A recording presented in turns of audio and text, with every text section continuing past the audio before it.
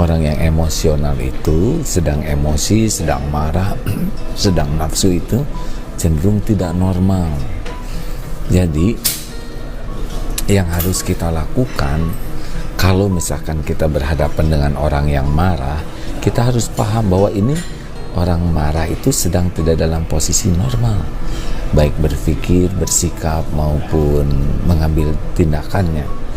Nah, kalau kita terpancing kemarahan yang sama, maka kita menjadi ikut-ikut tidak normal.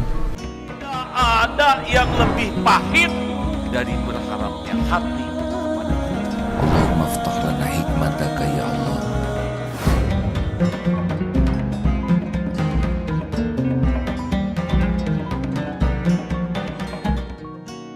Alhamdulillahi rabbil alamin. Allahumma salli ala sayyidina Muhammadin wa ala alihi wa ashabihi ajma'in.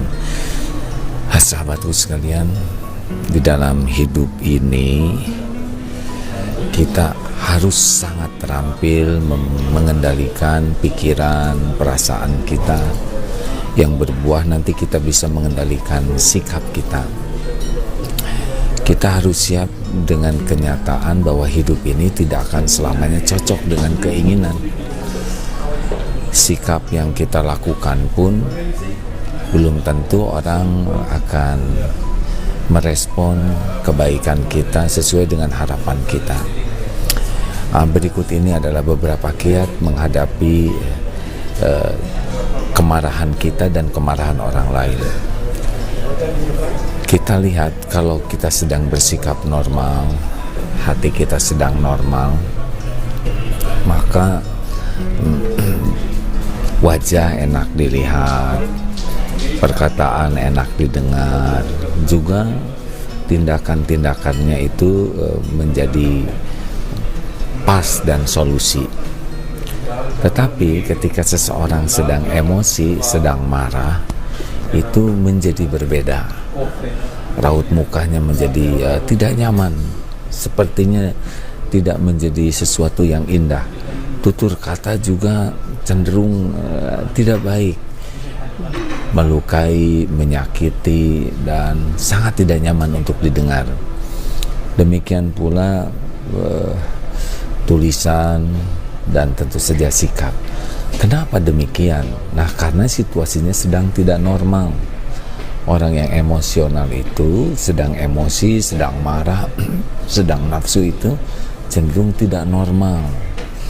Jadi yang harus kita lakukan kalau misalkan kita berhadapan dengan orang yang marah, kita harus paham bahwa ini orang marah itu sedang tidak dalam posisi normal, baik berpikir, bersikap maupun mengambil tindakannya.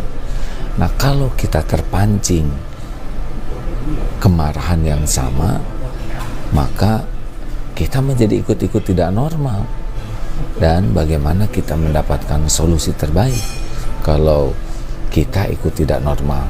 Kata-kata tidak baik, kita ikut kata-kata tidak baik. Kalau dengan tindakan yang tidak bagus, kita ikut bertindak tidak bagus. Bukankah yang kita inginkan adalah solusi, bukan bertengkar? Prinsip bertengkar itu kan sederhana, saya benar, kamu salah, dan yang lain pun mengatakan hal yang sama, saya benar, kamu salah.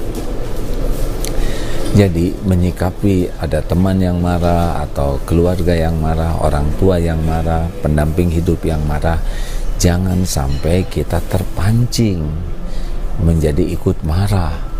Jangan sampai kita terpancing melakukan hal yang sama. Jangan, karena marah dengan marah itu judulnya masalah bertambah, tidak karena sedang tidak normal, disikapi dengan tidak normal. Bagaimana akan mendapatkan hasil yang baik?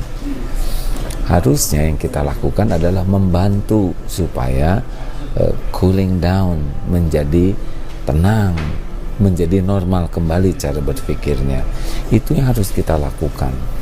Walaupun kita merasa diri benar, tetapi tidak pada saat yang tepat kita beradu argumen. Lebih baik kita berusaha mengajak orang untuk lebih tenang, lebih jernih, lebih kalem.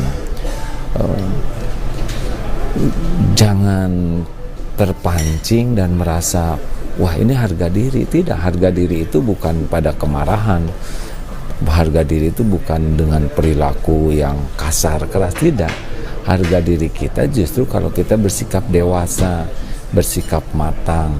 Tidak ada perlunya kita bertengkar dengan orang tua, apalagi dengan sanak saudara atau dengan pendamping hidup, ya, suami atau istri dengan anak. Untuk apa bertengkar?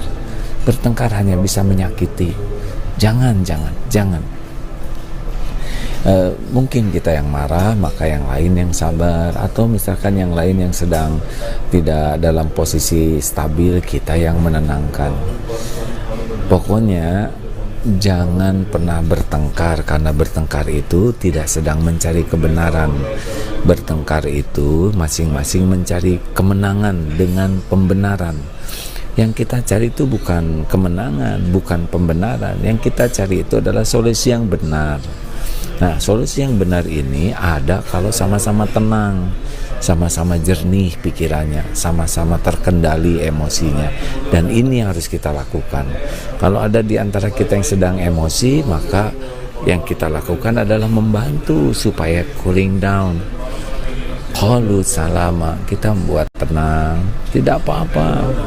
Kita tidak perlu menunjukkan kehebatan, kepintaran, atau menunjukkan sesuatu yang membuat kelihatannya kita happy. Tidak penting. Yang penting adalah turun emosi, turun kemarahan. Nah, kalau semua sudah terkendali, nanti bisa bicara baik-baik, bisa menyelesaikan masalah. Jangan mengambil keputusan ketika sedang marah. Kata Imam Ali kan begitu. Jangan mengobrol janji ketika sedang senang, dan jangan mengambil keputusan ketika sedang marah. Nah, sahabatku yang baik, ini penting sekali. Kita harus dalam posisi membuat suasana menjadi tenang, suasana menjadi normal, menjadi jernih. Dan dari sanalah nanti kita bisa bertukar pikiran, mencari solusi yang paling adil. Jadi jangan sikapi kemarahan dengan kemarahan, jangan mudah tersinggung, jangan mudah terpancing, jangan mudah terbakar apalagi, dan jangan sampai kita menjadi orang yang sama-sama tidak bisa pikir jernih dan normal. Lihatlah ya, kalau orang bertengkar, dua-duanya bicara, dua-duanya berteriak, lalu siapa yang dengar? Yang dengar adalah tetangga, anak-anak, dan membuat mereka jadi pilu. Lihatlah kalau sedang bertengkar, keras sekali suaranya, tidak peduli dengan siapapun, padahal dekat. Kenapa? Karena emang tidak ingin mendengar, hanya ingin memuntahkan nafsu. Kita tidak boleh begini. Rasulullah tidak mencontohkan seperti itu. Seorang yang hayyinin, tenang dan menenangkan, teduh dan meneduhkan. Layin, orang yang sopan, santun dalam situasi apapun. Nabi Musa berhadapan dengan Fir'aun yang udah sangat zalim, juga menuhankan dirinya, tapi diperintahkannya tetap berbicara lemah lembut. Ini termasuk ibadur rahman, hamba Allah yang maha penyayang, adalah justru yang ketika ada orang yang jahil itu bukan bodoh, tetapi sedang tidak bisa menahan dirinya mengatakan sesuatu, kita harus mengatakan sesuatu yang mendamaikan, menyejukkan, menenteramkan. Qalu salama. Dan kita juga jangan merasa hebat dengan bisa membuat suasana jadi lebih baik, ya. Begitulah sahabat-sahabatku sekalian, mudah-mudahan ada hikmah dan manfaatnya. Selalu tenang dalam segala kondisi. Ingat, target kita menjadi pribadi yang hayyinin, orang yang tenang lahir batinnya dan menenangkan, teduh dan meneduhkan, tidak mudah terpancing, tidak mudah emosi, tidak gerasa gerusu, tidak temperamental. Ini yang tuharramu alaihin nar, yang diharamkan jadi ahli neraka. Kita juga lain, tetap menyikapi keadaan itu dengan sopan santun, bahasa yang sopan, lemah lembut, penuh kasih sayang, dan qorib, hangat, penuh kerendahan hati. Jangan sok saya penting, saya hebat, saya berjasa, saya adalah nggak penting lah. Tidak penting pengakuan seperti itu. Yang penting kita rendah hati terus dan sahal. Mudahkan urusan itu. Jangan kita buat ribet, jangan kita persulit, jangan kita dramatisir.